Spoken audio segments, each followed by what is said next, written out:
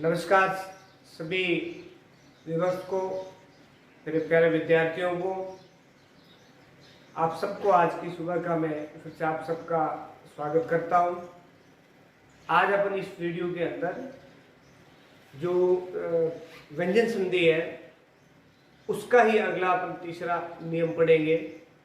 दो नियम हमने पढ़ लिए व्यंजन संधि के, और अब तीसरा चौथा नियम पढ़ेंगे। और दो नियमों के अंदर हमने पढ़ा था कि जितने भी अपने 5 जो वर्ग होते हैं व्यंजन वर्ग, उनके जो प्रथम अक्षर होते हैं, प्रत्येक व्यंजन वर्ग का प्रथम अक्षर जो है, प्रथम वर्ण जो है, वो किस तरह से मिलते हैं और फिर अपने तीसरे वर्ण के अंदर बदल जाते हैं, 5वें वर्ण के अंदर बदल जाते हैं। तो मैं फटाफट से दोनों नियम आपको कवर करवा देता हूँ, उसके बाद अगला तीसरा नियम पढ़ते हैं। पहला नियम हमने पढ़ा था व्यंजन संधि का कि किसी भी वर्ग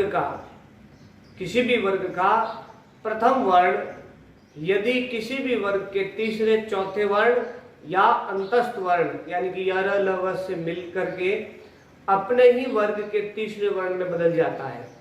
ये व्यंजन संधि का पहला नियम था।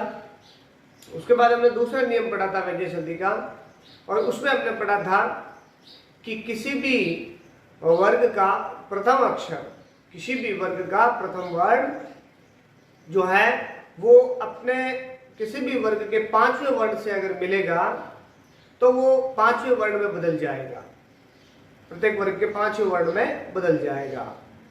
ये हमने दो नियम पढ़े थे। आज हम इस व्यंजन संधि का तीसरा नियम पढ़ते हैं। तीसरा नियम सामने लिखा हुआ है आपके, छह संबंधी नियम है। अब यह सवाल उठता है, कई बच्चे क्लास में पूछते हैं और कई लोग पूछते हैं कि आपने डायरेक्ट 6 क्यों लिया।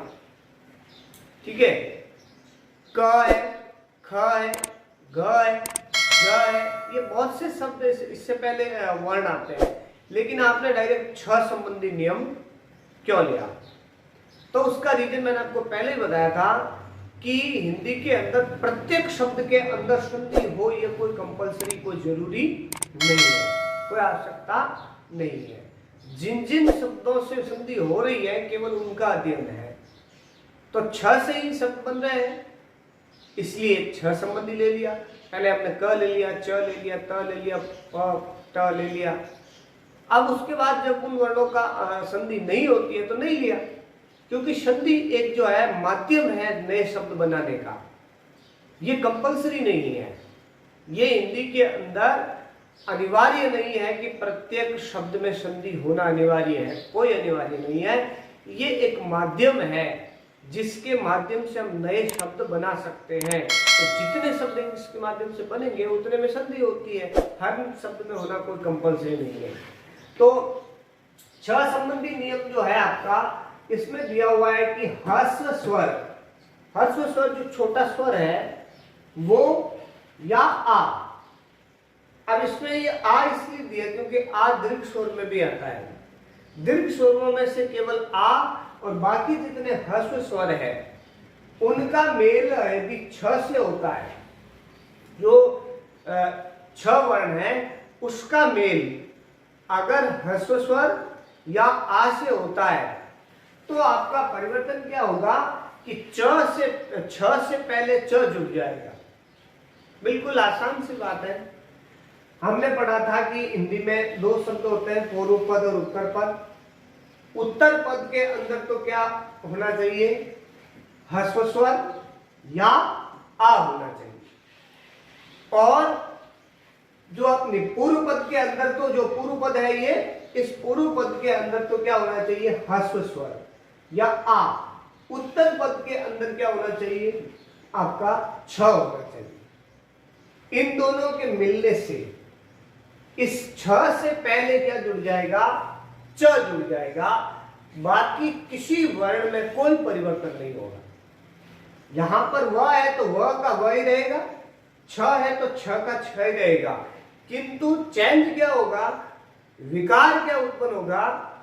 विकार ये होगा कि इस छ से पहले एक नया एक्स्ट्रा जो वर्ण आएगा वो च जुड़ जाएगा। इसके अलावा इन दो मूल वर्णों में कोई परिवर्तन नहीं होता है। सीधी सिंपल सी समझने की बात है, ध्यान से सुनना है कि छ के पहले च जुड़ता है। कब जुड़ता है? जब पूर्व पद का अंतिम वर्ण ह्रस्व स्वर हो या आ हो, तो आपका और बाद में जो उत्तर पद है उसका प्रथम वर्ण छ हो, तब ये छ से पहले जो आपका है वो च जुड़ जाता है। समझ में आ गई होगी आपको आराम से ये बात। जैसे इस चीज को अपन लेते हैं कि स्व, स्व के अंदर अपन देखते हैं कि जो आपका अ आता है ध्वनि, वह के अंदर अ अंतिम स्वर है, तो इस व के अंदर के अ का मेल छ से हो रहा है, तो अ ह्रस्व स्वर है और ये कह रहा है कि ह्रस्व स्वर का मेल होना चाहिए छ से, तो ह्रस्व स्वर का मेल छ से हो रहा है। तो आपको न तो व में से अ निकालना है और न छंद में से छ को निकालना है, सिर्फ इन दोनों के पास पास आने से बीच में आपको च जोड़ देना है बस। तो स्व ऐसे के ऐसे लिखेंगे, छ पास में आने से पहले इसके बीच में च जुड़ जाएगा और आगे छंद आपको ऐसे कैसे लिख देना है, आराम से सब बन जाएगा स्वच्छंद। अब बात यह आती है कि ये च कहां से आया, तो ये च क्यों आया, तो ये इसलिए आया क्योंकि यहां जो व का अंतिम स्वर है अ, छंद का प्रथम सब पद है छ, छंद का, इन दोनों के मिलने से च बन जाता, नया जुड़ जाता है। इसमें न तो अ बदलेगा न छ बदलेगा, बल्कि च नया एक्स्ट्रा वर्ण आ जाता है। चेंज इसमें वर्णों में नहीं होता है, नया वर्ण आ जाता है, जुड़ जाता है, ये बात इसमें जुड़ जाती है। उसके बाद देखो यह आया परि प्लस छेद। परि शब्द के अंदर ई है, ह्रस्व है, और ई और छ मिलके नया शब्द च जोड़ देंगे, तो परि तो ऐसे कैसे रहेगा, च आधा जुड़ जाएगा, छेद वापस ऐसे कैसे लिख देंगे अपन, शब्द बन जाएगा परिच्छेद। उस प्रकार इसी प्रकार से ई है, यहां पर छोटा ई है और छ मिलेगा, तो वी तो ऐसे कैसे लिखेंगे, परिवर्तन नहीं करना है, आगे छ आने के कारण आधा च जुड़ जाएगा और पीछे जो छेद शब्द है उसको ऐसे के ऐसे अपन लिख देंगे, शब्द बन जाएगा विच्छेद। अब ये तो है आपका तीसरा नियम, यानी कि ह्रस्व स्वर या आ के साथ छ का मेल होने से छ से पहले च जुड़ जाता है, ये तो छ संबंधी नियम है, हो गया। चौथा जो आपका नियम आता है छ संबंधी, वो चौथा नियम ये आता है छ संबंधी कि आपका अगला नियम चौथा त संबंधी नियम आता है। त के साथ क्या क्या जोड़ेगा तो क्या क्या बनेगा। अब इसके लिए आप देखिए कि त के साथ एक च और छ जुड़ता है, त के साथ च या छ आता है, तो जो आपका क्या बन जाएगा, च बन जाएगा। किसका च बनेगा, त का च बनेगा।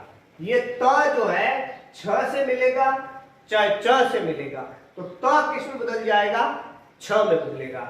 यहां याद रखना है कि आपका जो च में बदलेगा, यहां पर भी च आएगा, दोनों में है, यहां पर भी च आता है, यहां पर भी आधा च आएगा, किंतु अंतर क्या है, यहां त बदलता है, च और छ से मिलके त खुद च में बदल जाता है, यहां बदलता कोई नहीं है, नया वर्ण जुड़ जाता है। या न तो वह बदला है न छ बदला है, बल्कि दोनों के आने से एक नया शब्द, एक वर्ण जो है वो आपका च इसमें नया जुड़ गया है, एक्स्ट्रा आ गया।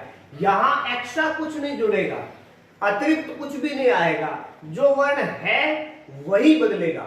तो त है ये च से बदल के च में बदल जाएगा, त है ये छ से मिलके त च में बदल जाएगा।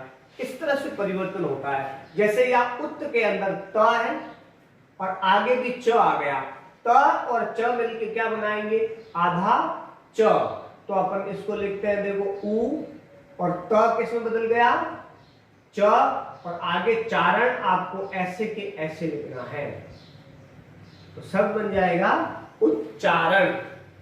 हो गया। अब ये नियम क्या कह रहा है, ऐसे कैसे, अगला इसका नियम है देखो, त के साथ अगर छ मिले तो भी क्या बनेगा, च बनेगा।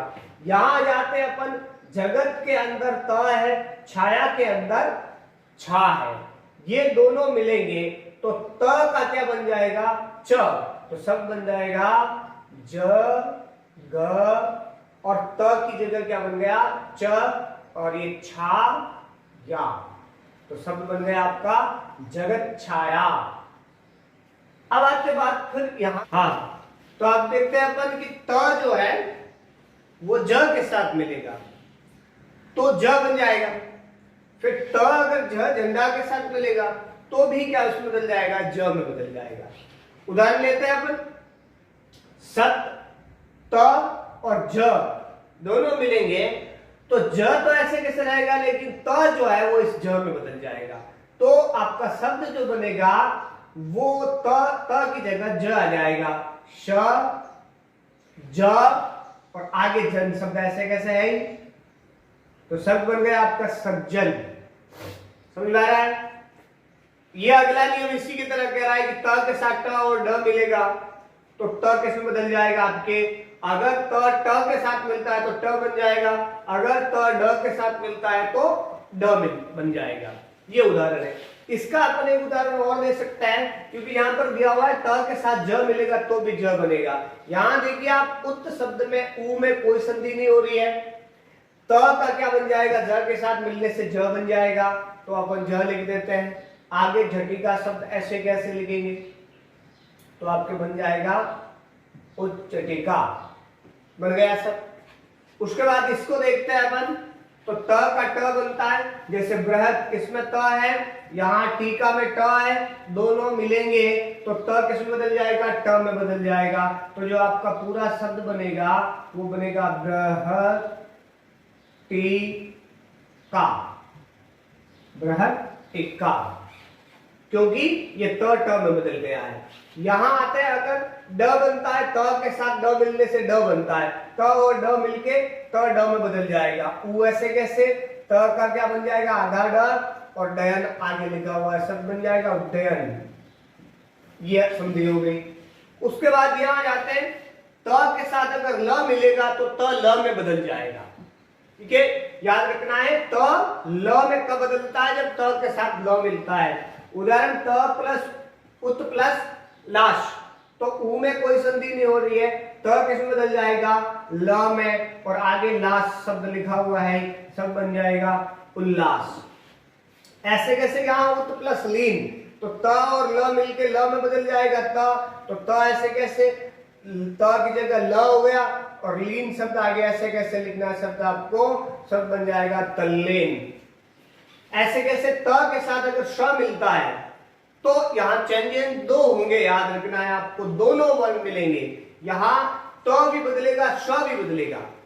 त के साथ स सलगम अगर मिलता है तो त तो बदल जाएगा आपके च में, जैसे ही श सलगम के साथ त का मेल होगा त तो बदल जाएगा च में, और जो आपका ये श है ये बदल जाएगा छ के अंदर, दोनों में परिवर्तन आ जाएगा। ये सेम शब्द जो बनेंगे आपके, इसमें भी बनता है आधा च और छ, इसके अंदर भी बनता है आपका आधा च आता है, और यहां पर भी आधा च और छ बनेगा आपका। तो यहां देखिए, त कब च में बदलता है, जब च त के साथ स संगम मिले, त के साथ स से संगम मिले तो त जो है वो आपका च में बदल जाएगा। त के साथ जब स से संगम बनेगा तो त तो च में बदलेगा, और श जो है वो आपके छ में बदल जाएगा, दोनों में परिवर्तन हो जाएगा।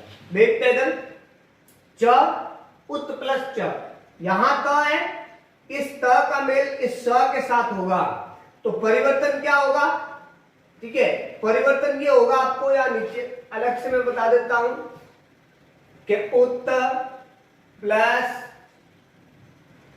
श्वास, तो आप यहां देखिए, ये त और ये स दोनों मिलेंगे तो त में तो किस में बदलेगा, त तो बदल जाएगा आपके च में, श किस में बदलेगा, बदल जाएगा छ के अंदर। त और छ दोनों ही बन गए, यानी कि इन दोनों के मिलने से शब्द क्या बनेगा, ये बन जाएगा आपके। ठीक है। अब यहां अपन देखते हैं उ और त और श मिलता, उ के अंदर कोई संधि नहीं हो रही, त किस में बदल गया, च में लिख दो, स किस में बदल गया, छ में लिख दो, पीछे क्या बचा, वास लिख दो, सब बन गया आपके उच्छ्वास, आराम से बनता है, कोई दिक्कत नहीं। उसके बाद में अगला नियम आपका क्या कह रहा है कि त के साथ ह मिलेगा तो भी दोनों में परिवर्तन होगा। त के साथ ह मिलता है तो त तो बदल जाता है द के अंदर, और ह जो है वो बदल जाएगा आपके ध के अंदर। ये परिवर्तन याद रखना है, त के साथ ह का मेल हो तो त तो बदलता है द में, ह बदलता है ध में। उदाहरण देख लीजिए, तत् प्लस हित, तो यहां का जो ये त है आपका और यहां आपके ह है, त जो आपका है वो तो बदल जाएगा द में, ह जो है वो बदल जाएगा ध में। तो शब्द दोनों के मिलने से क्या बनेगा, ये बन जाएगा। ठीक है, अब यहां आ जाते हैं, सीधा क्या करना है, ऊ तो ऐसे कैसे लिखना है, त को किसमें बदल देना है आपको, द में, स को किसमें बदल देना है आपको, ध में, पीछे क्या लिखा, सॉरी यार ये उदाहरण है, आप देखो यहां ये है, त तो किसमें बदलेगा, त तो ऐसे कैसे लिखेंगे, त किसमें बदलेगा, त बदल जाएगा द में, और ह किसमें बदल जाएगा, ध में, ह के ऊपर मात्रा किसकी है, ई की, किस पे लग जाएगी, दोनों पर, पीछे क्या बचा, त, सब क्या मिल गया, तदित। इसको आप ऐसे भी लिख सकते हैं, ये भी लिखा जाता है, दोनों रूप इसके सही है।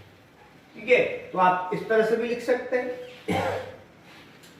अब आती बात आपकी, ये तो उदाहरण है इस प्रकार के, सिंपल सा एक बार रिवाइज कर देता हूं, मैं वापस बता देता हूं आपको।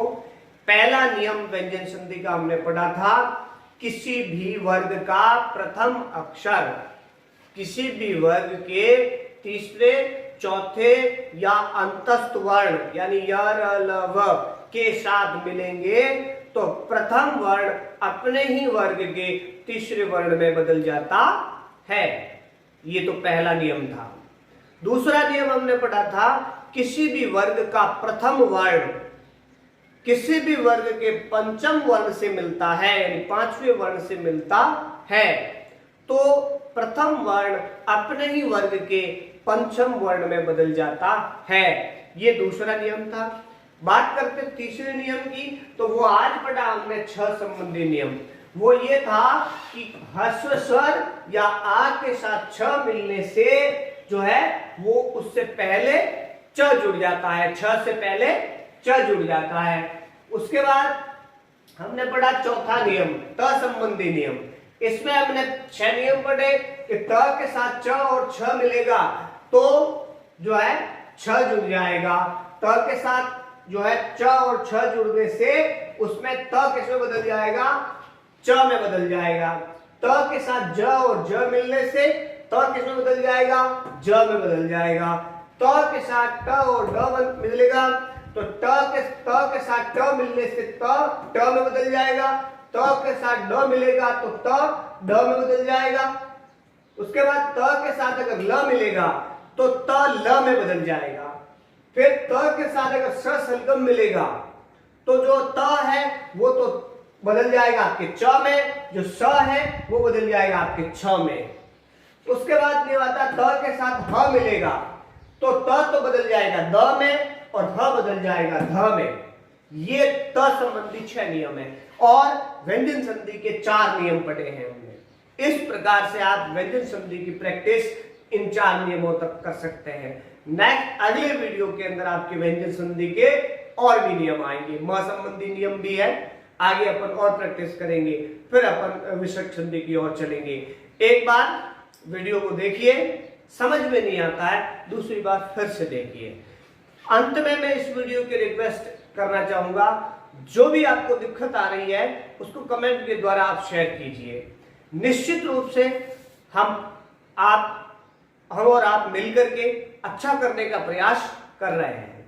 अगर उस अच्छे करने के प्रयास के दौरान कुछ अगर चूक हो जाती है, कुछ अगर दिक्कतें आ जाती है, तो उसको आपको इस तरह से नहीं देखना है कि ये सब कुछ गलत हो रहा है, क्योंकि गलती उस इंसान से होती है जो इंसान कुछ काम करेगा। निकम्मा निठल्ला घर में बैठे हुआ जो आदमी रहेगा वो उससे गलती हो ही नहीं सकती। जब कोई मार्कर उठाएगा, जब कोई पेन उठाएगा, बोर्ड पर लिखेगा, तो उससे डेफिनेटली कहीं ना कहीं चूक हो जाएगी। ठीक है, एक ऑनलाइन क्लास में खड़े होकर के पढ़ाने में, ऑफलाइन क्लास में खड़े होकर के पढ़ाने में और पढ़ने में, और गलती के दौरान उस व्यक्ति को उस समय हम जज करते हैं, उसमें बहुत अंतर होता है। इसलिए सबसे मेरा हाथ जोड़ करके रिक्वेस्ट, निवेदन है, आप इस वीडियो को अपने बच्चों को दिखाइए और इस नजरिए से मत देखिए कि हमें गलती निकालनी है, हमें इससे कुछ सीखना है।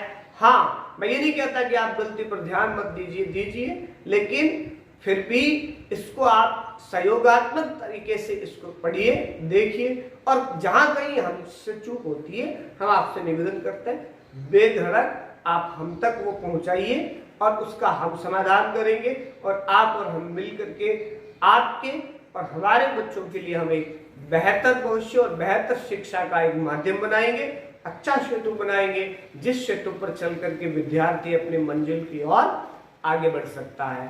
तो मैं आपको कहूँगा इस वीडियो के माध्यम से बच्चों को अच्छी तरह से पढ़ाने की कोशिश कीजिए, घर पर रहिए, सुरक्षित रहिए, आप जागरूक रहिए, सबको जागरूक करिए और अपना ख्याल रखिए। Thank you.